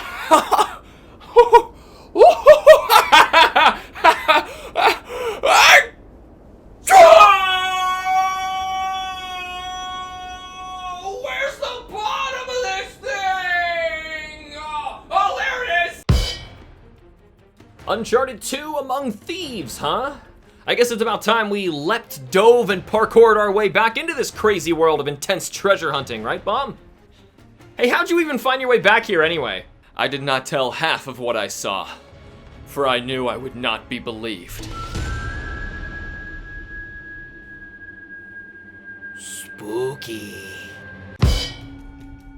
Uncharted for the second time. Wait, hold on a minute. Even though the game does borrow a lot from the first installment, it also learned a tremendous amount as well. You'll spend most of your time jumping and climbing around various exotic locations while gunning down disturbingly large groups of various enemy mercenaries with some vehicle driving sequences sprinkled inside. But what this game does so much better than its first installment is a long list of little things that really matter, like better enemy AI and placement, tweaks to both shooting and exploring controls, as well as an overall better scripted series of events, making the gameplay even more like a cinematic movie than its already impressive origins. Okay, you got me there. Where the original felt a little clunky and video gamey with noticeable waves of enemy reinforcements and generic repeating battles, 2 feels like a constantly evolving, amazing set piece in unbreakable immersion. There's an actual final boss this time too, and a crazy final encounter. The gameplay this time also brings around so much more to the table that it blends right into the immersion, resulting in a seamless, flawless experience. Even though Nate yet again gets away with gunning down hundreds in foreign countries while never for a second breaking away from his comedic, witty banter. See? Flawless experience. Wait, what's this about a multiplayer mode? Yeah, that was a thing for a while. I'm sure they shut those servers down way back in 2019? Last freaking year? They kept their multiplayer servers running for an entire decade in their single-player focused cinematic adventure game? I guess people do play Uncharted for its gameplay. You wouldn't have seen that in the first one.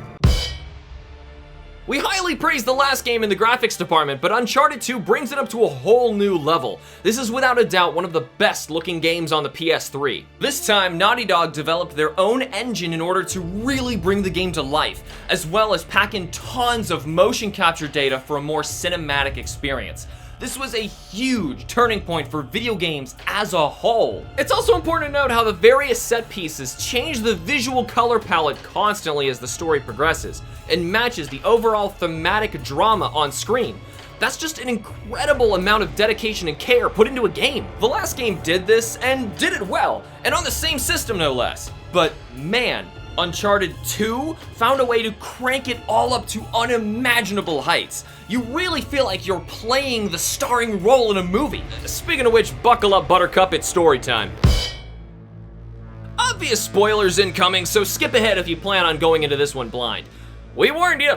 Anyway, Nathan Drake joins up with his old associate thieves, Harry Flynn and Chloe Fraser, on a mission to steal a Mongolian oil lamp from a museum in Istanbul. This lamp is said to hold a clue to Marco Polo's failed Chinese voyage in 1292.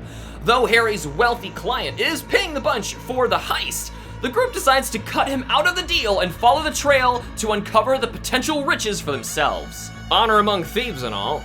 But after discovering a secret hidden map within the lamp hinting that the missing fleet was shipwrecked in Borneo while carrying a massive jewel called the Sintamani Stone, Harry betrays Nate, leaving him to be caught and arrested for the crime. So we're doing this again. Months later, Nate is freed by Chloe and Sully so the group can tail Harry and his treasure-bound employer, Zoran Lazarevic, in Borneo.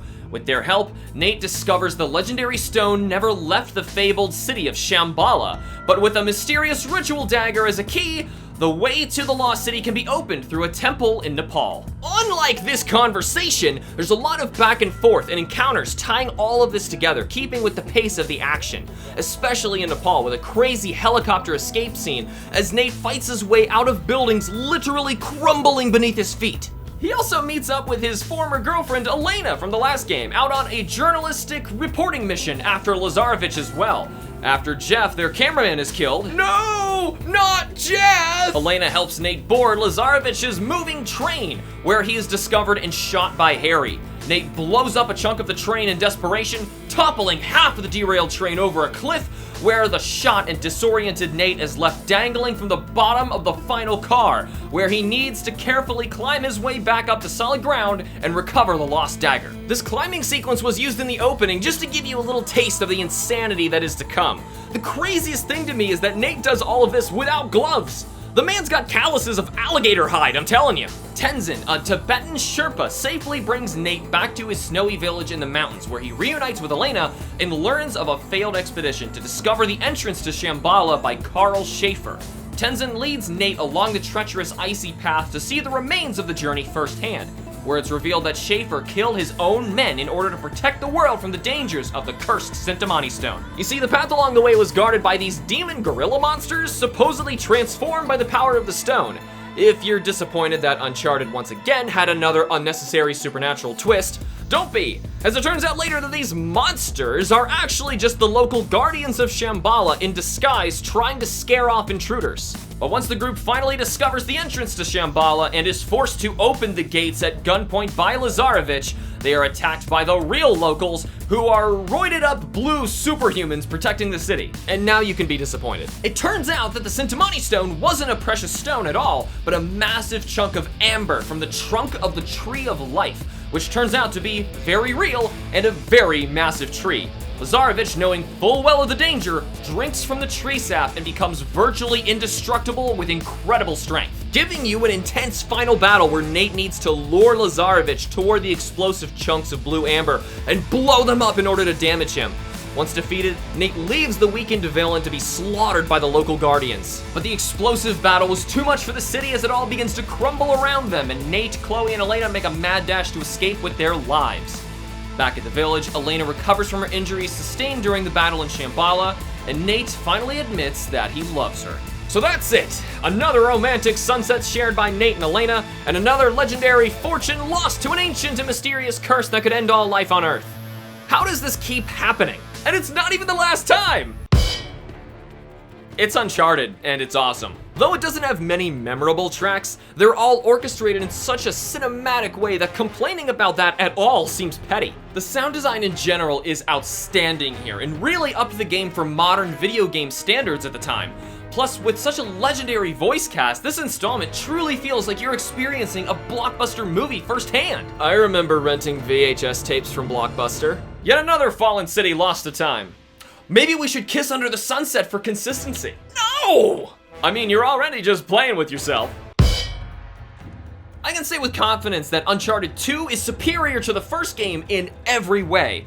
And the original was still a great game. Though it does have its occasional snags and spikes in difficulty, the full experience is simply too good for me to not recommend. You'll get all the excitement and adventure of pretending to be a globe-trotting Casanova quick-witted treasure hunter without having to leave your house, with the added bonus of murdering hundreds of people along the way with a big ol' smile.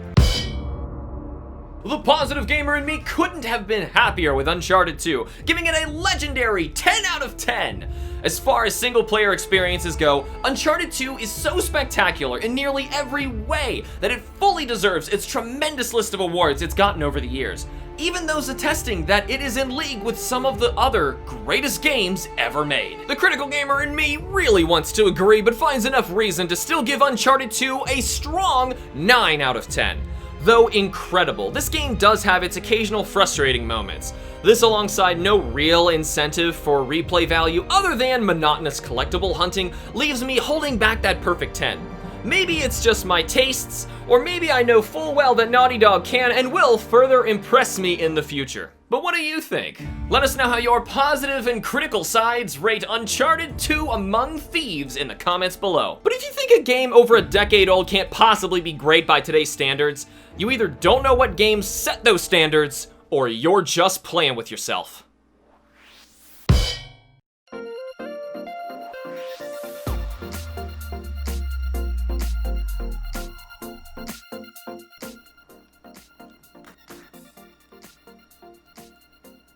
Hey, Kim!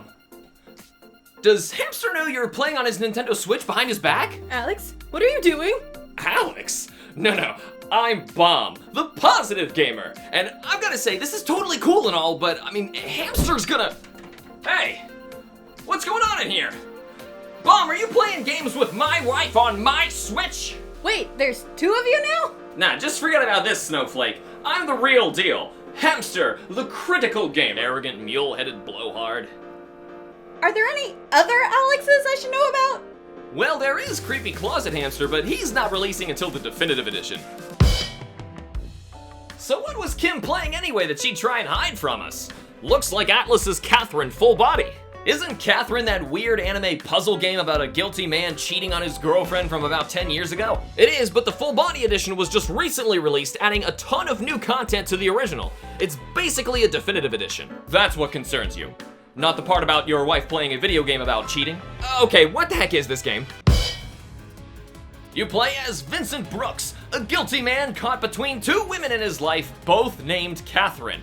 While during the day, Vincent must make decisions on how to react to their interactions in order to keep the two women from finding each other out, as well as sort out what he really wants in a relationship. But by night, Vincent is plagued by nightmares where he needs to quickly climb a tower of falling blocks. These segments are the real meat of the gameplay, as these puzzles are pretty in-depth with various block types, enemies, and bosses to outclimb. Success means that you live another day, where Vincent can catch up with people at the bar he frequents, mess with the jukebox and arcade cabinet, and send and receive text messages and calls from the two Catherines trying his best to keep things under control. Shelving the story for later, your decisions in these segments are all pointless, as you're actually sculpting Vincent's personality with a mysterious red and blue gauge. This directly affects how Vincent reacts to certain stressful situations and even helps determine your ending. Between levels in the nightmares, Vincent will be asked morally ambiguous or generally embarrassing relationship questions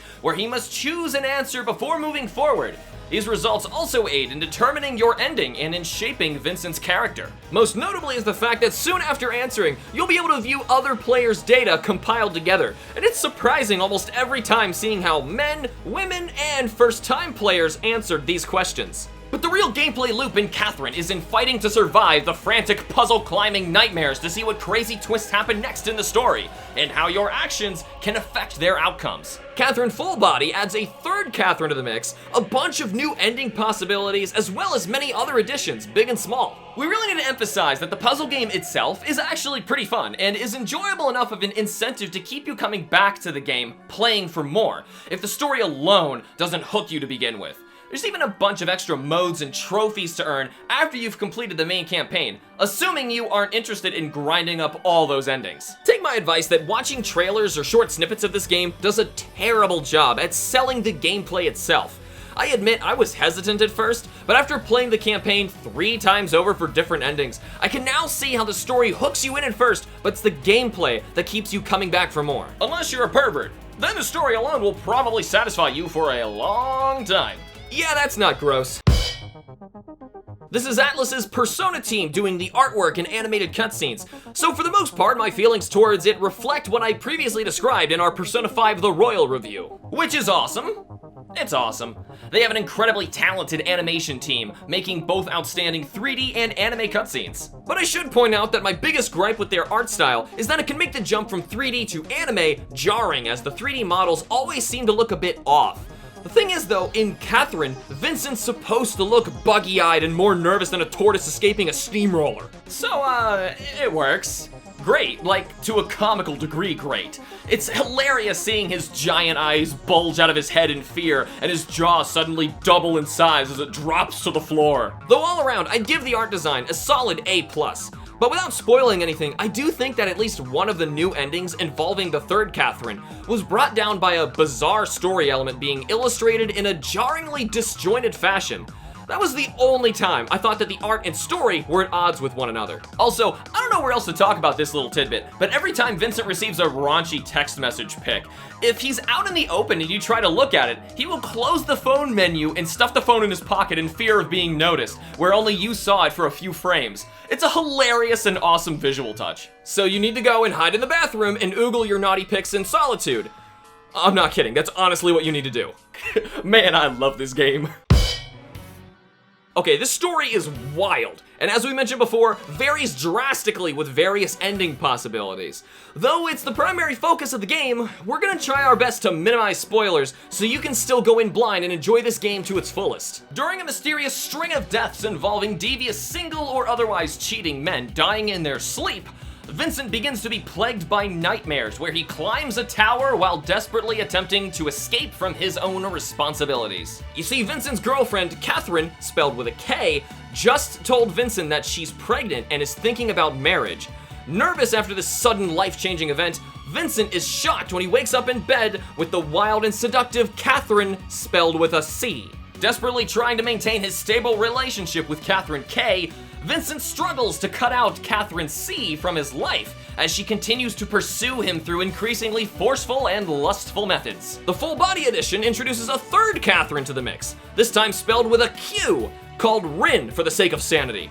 She's a chaotic neutral element to the story, mysteriously aiding Vincent in his nightmares, while also becoming a possible romantic partner in her own series of endings if her path is pursued. The crazy thing is that each new day, there always seems to be a new huge dramatic reveal or shocking turn of events, really driving you to keep pushing through the game, curious to see what happens next. But because of this, we don't want to ruin the ride for any of you. Phrasing, man! Sorry. So you gotta explain the random anthropomorphic sheep thing? Oh yeah, so during the nightmares, the men are all sharing together. Each one sees the others as sheep versions of themselves. All I'll say is that they're collectively scrambling to escape their women's wrath. Spoilers, man! But speaking of spoilers, one thing I really want to talk about is this huge plot twist involving Catherine C, but don't want to ruin the surprise. I will say though that on day 2, I jokingly called this twist way in advance, and when it actually came to fruition, I was straight up jumping up and down screaming because I couldn't believe it actually happened. It's true. He did. The music in this game is strange. Good strange? I don't know. Where there's several famous classic melodies like Ode to Joy and Ride of the Valkyries being remixed in crazy fashions to fit the outlandish situations, and it's comically off-putting, if that's what you mean. Maybe. But then there's also that unironic Alleluia chorus to congratulate you for clearing a night. I laugh like every single time, but I still feel so strangely violated. So what you're saying is that it's perfect for the game. Take my word that trailers don't do this game any justice, and it's just something that you've got to experience yourself, assuming you're mature enough for it, of course. How far are you willing to go for boobs? Atlus. What other game's logo is a literal butt? Like, I didn't even realize it until I saw it in the game animations, and then I burst out laughing. It's a butt, guys! It's a butt! The positive gamer in me was pleasantly surprised with Catherine Fullbody, giving it a swooning 8 out of 10. The game does an outstanding job at what it set out to do, and kept Kim and I eager to play it night after night. This crazy story alone makes this oddball game worth the price of admission. The critical gamer in me gives the peculiar Catherine Fullbody an above average 7 out of 10. It's hard not to get sucked into the engrossing story and see the game for what it really is. But thankfully, what it really is in the end is a bizarre tower climbing puzzle game unlike any other that was surprisingly enjoyable in its own right. But what do you think? Tell us how your positive and critical sides rate Catherine Fullbody in the comments below. But if you think you can cheat and avoid the woman's wrath, then you're just playing with yourself.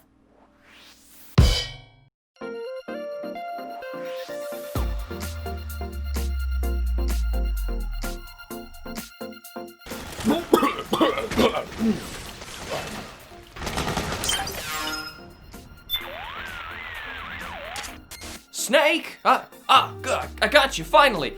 Did you make the popcorn or should I? Cause I was kind of feeling like caramel. Popcorn?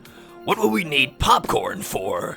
For the movie, Snake. They're running the finale to the Metal Gear Saga this week. Don't tell me you forgot. But Otacon, Metal Gear isn't a movie. Oh, Snake. Anyway, Meryl is picking up some drinks and maybe even some calorie mates. Quit joking around. Metal Gear is not a movie. Sure, Grandpa. Now let's get you to bed. Not a movie. Oh man, I'm so excited for Metal Gear Solid 4! We're finally gonna get to see the exciting conclusion of the epic Metal Gear saga! I'm still a little wary though. It's still a game you want, right? Huh? Well, sure, I guess. I mean, what I really want to see is more like a crazy season finale with all the exciting reveals and plot twists I've come to expect with this franchise. Something tells me one of us is gonna be left dissatisfied. If not both. Hey, the gameplay updates and changes actually feel pretty good. There's a lot of notable improvements from MGS3. Maybe I was worried for, oh yes, oh a new cutscene. Oh man, is that Raiden? Oh dude, he looks so awesome now. I wonder what happened to him since Metal Gear Solid 2. Oh boy, maybe I was worried for nothing too. Oh man, oh dude, oh whoa, oh my, oh man. Oh man, there they go, dude, this game is so intense. Oh, boss fight, heads up, hamster, what? Boss fight. What? Oh god, finally.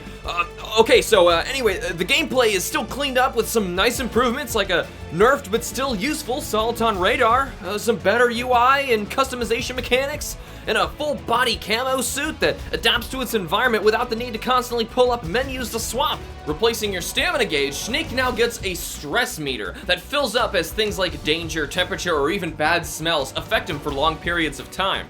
This can disastrously affect your aim, your natural healing, and cause Snake more back pain and joint pain from crouching, seizing up his body and keeping him from moving for a few moments. Old Snake is also in a muscle suit, so luckily you won't be limited to moving as slow as any other crotchety old geezer. You've also got access to a robotic drone built by Otacon to help you in your missions, but ends up only really being useful in particular situations outside of just messing around. This, alongside more numerous scripted rail shooter segments, keeps the game playing like a revamped version of what makes Metal Gear great to begin with, all mashed into one. Oh, sweet, you beat the boss. Oh man, I gotta see what happens next. Oh my god, that was amazing! Oh my god, I can finally play again! This game is beautiful! Wait, that's freaking it?! Metal Gear notoriously pushes its console hardware to the limit, and this new PS3 installment is no exception. But the color palettes are all dull and washed out.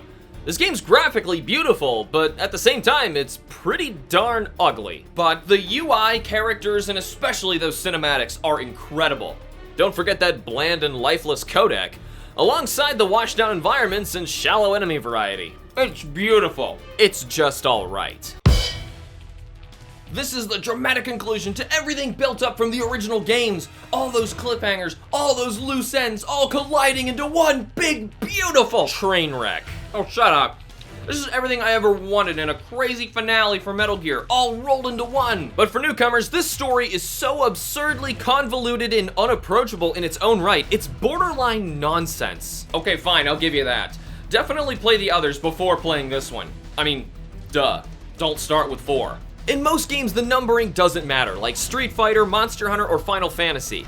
You can't always assume that the consumer knows whether this is one of those franchises or not. Regardless, this story was still phenomenal. So keeping this review spoiler-free, I can still say that it's the exciting conclusion to all the craziness that was the Metal Gear Solid saga. But some things are so crazy, they come off like this whole game is just one big absurd Metal Gear parody. Yes, some things are weird, but what Metal Gear was without its weird? Plus, any longtime fan who enjoyed the saga's story will be thrilled to see so many of their favorite characters all converging together like this, and most have surprising, unexpected returns with dramatic ramifications on the plot. Even still, you purchased a game, and this game not only has the nerve to throw you into extremely short gameplay segments sandwiched between monstrous cutscenes, but it's also the world record holder for the longest cutscene in a video game.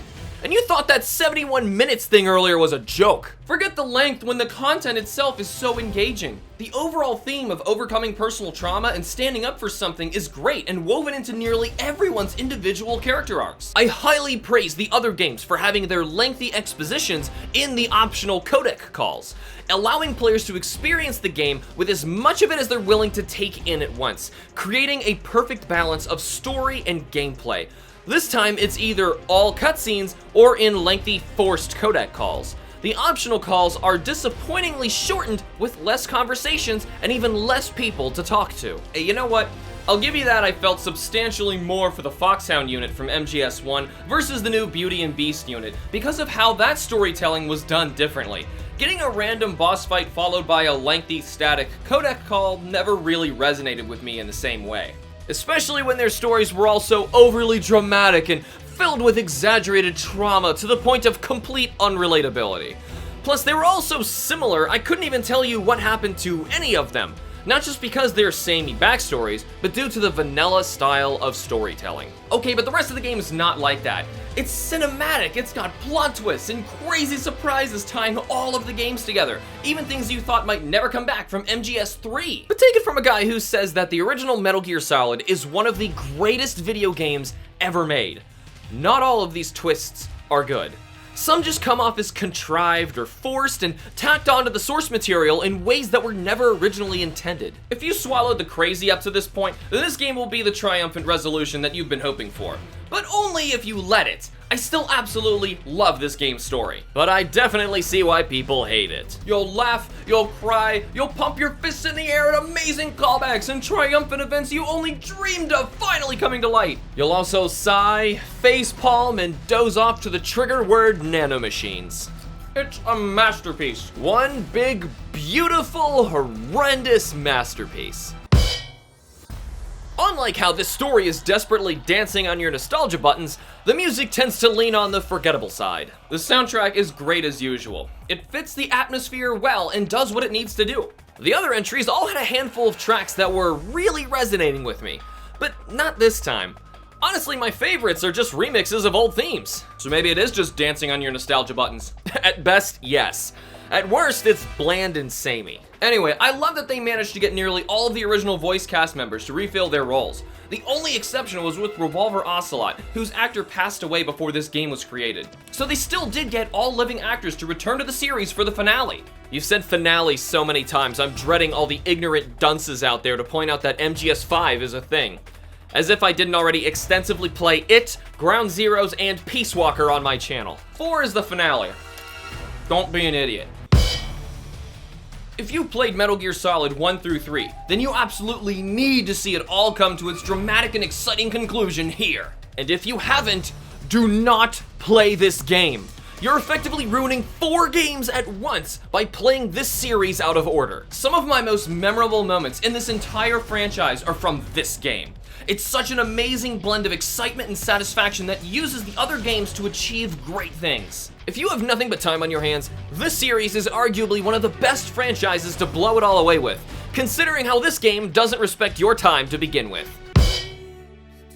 The positive gamer in me had a blast with the thrilling Metal Gear Solid 4, giving it a charged 9 out of 10.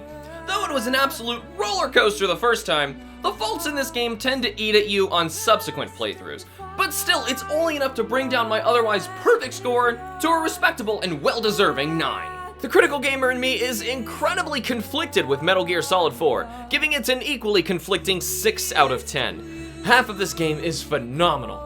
The other half is painfully drawn-out exposition and tedious unwelcome segments tying together a string of increasingly ludicrous contrived plot twists. I can be critical of the game, and critical of the movie it inevitably became, but as a single entity, the whole package is tremendously adequate. But what do you think? Tell us all your positive and critical sides. Rate Metal Gear Solid 4 in the comments below. But if you've become so enthralled with the previous games to see this one for what it really is, then you're just playing with yourself.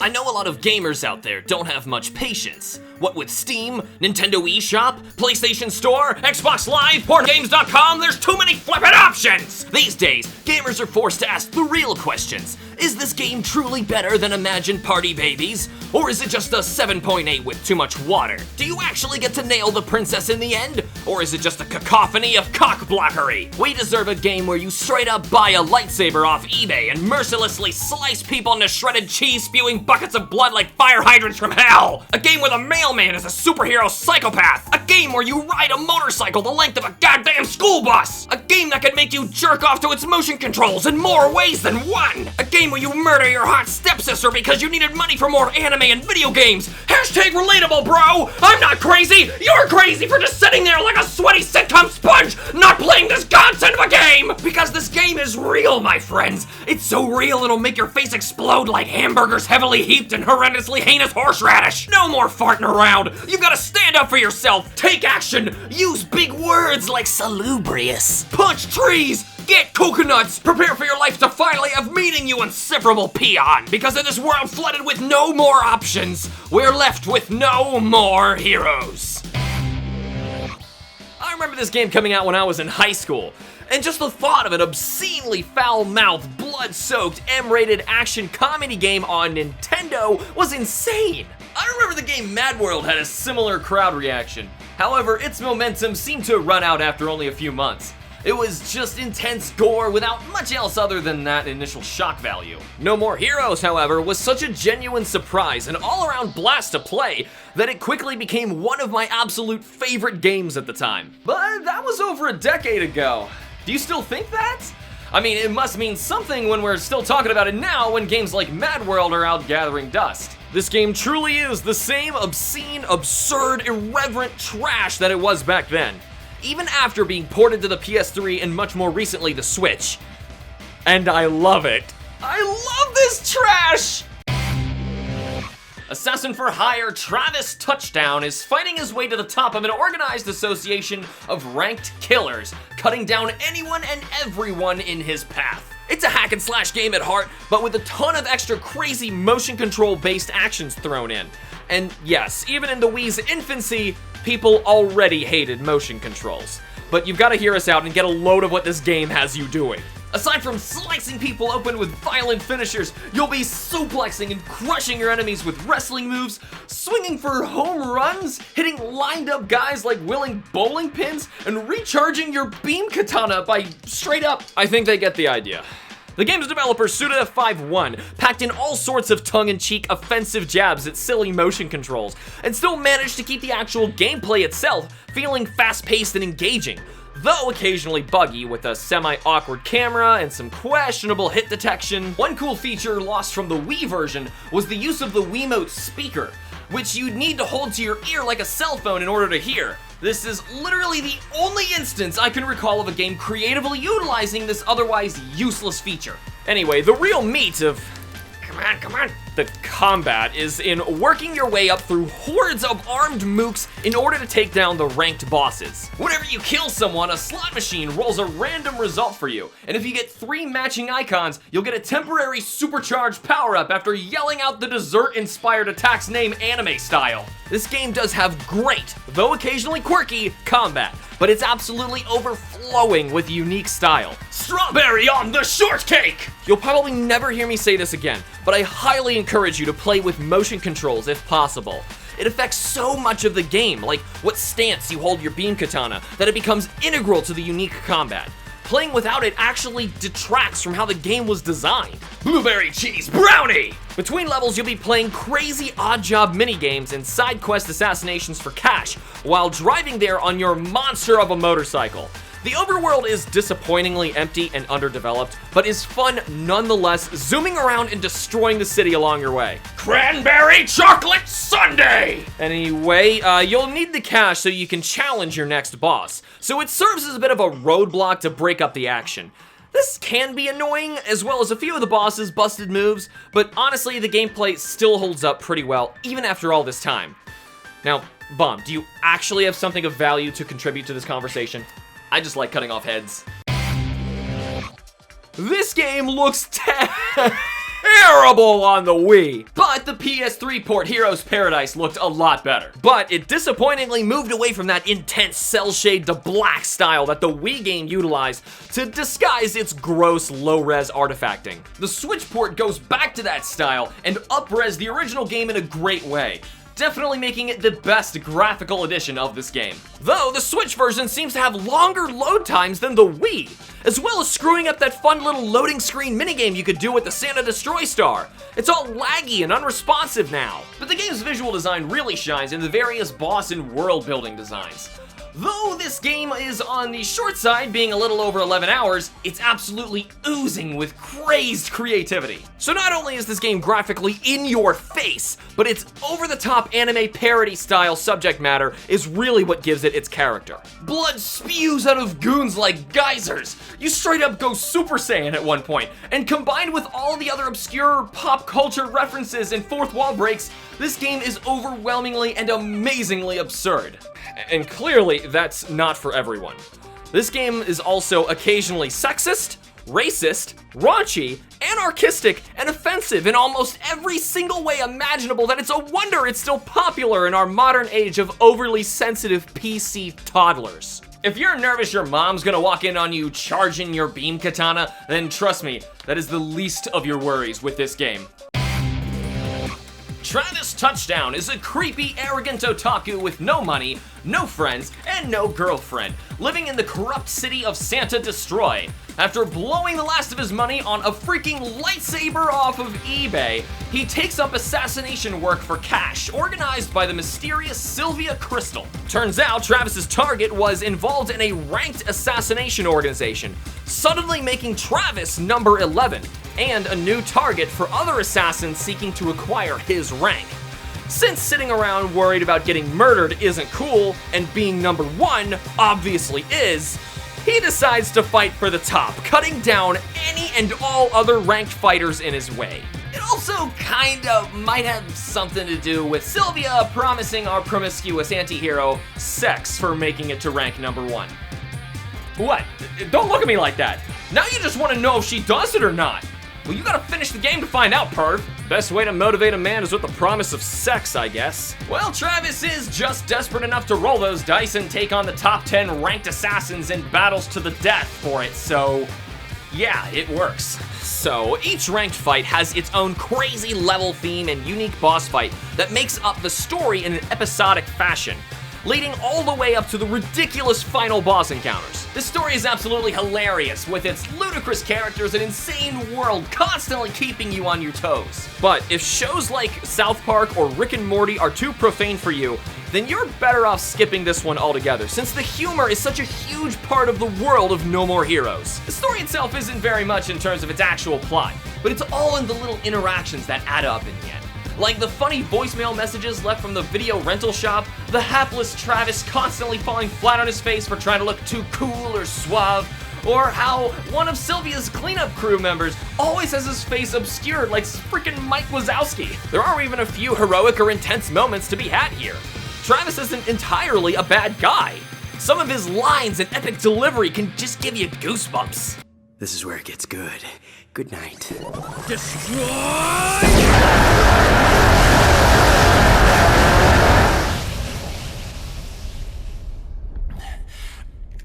quite a move. I'll admit you've got potential. If challenge had a taste, you'd be quite delicious. Fight for the 7th? Yeah, sure. Bring it on! I love a challenge! But he's still a psychopath. Although he's such an unlikable, creepy, murderous freak, I think we've all got a little Travis touchdown inside of us, just dying to be cut loose on the world. And that's what makes his journey feel so satisfying. Okay, Bomb, but we gotta wrap this up, so if you got any spoilers left to cover, you better do it in fast forward. So it turns out that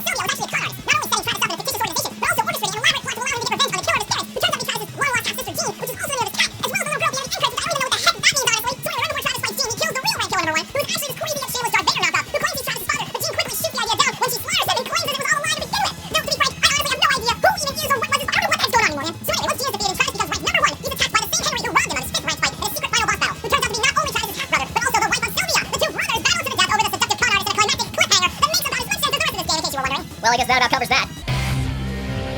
this game sounds awesome. It's hardcore and crazy when it wants, and comically jarring the rest of the time. And honestly, it doesn't even care what you think. Calm down, Skippy, the soundtrack's just decent.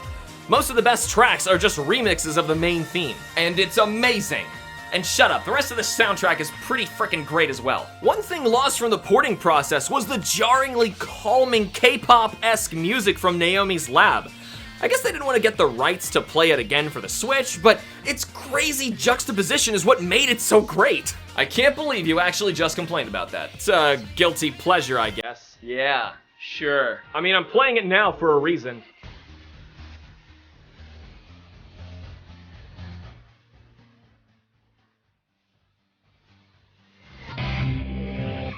If the government considers you an adult, but your family and friends know better and see how immature you really are, then No More Heroes was practically made for you. I'm becoming concerned with how commonplace the target audience of a broke, single, otaku, sex-depraved psychopath is for this game. Though you're missing out on a few of this game's quirks by not playing the Wii version, there's no excuse to pass up this outlandish Switch port if you missed the original. Do you work in retail?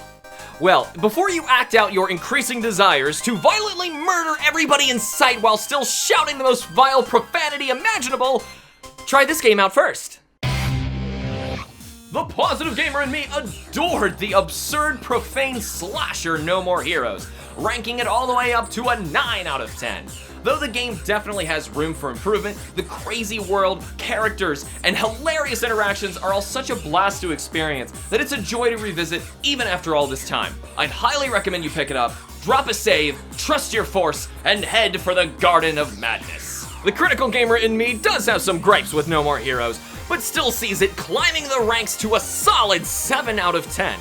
There seem to be some unique quirks with each iteration of this game alongside some consistent issues, but nothing bad enough to claim that this game doesn't deserve the praise for its unique innovation and constantly creative above-average performance. But what do you think? Let us know how your positive and critical sides rate No More Heroes in the comments below. But if you think this obscure motion control heavy Wii port from over a decade ago isn't worth your time, then you're just playing with yourself.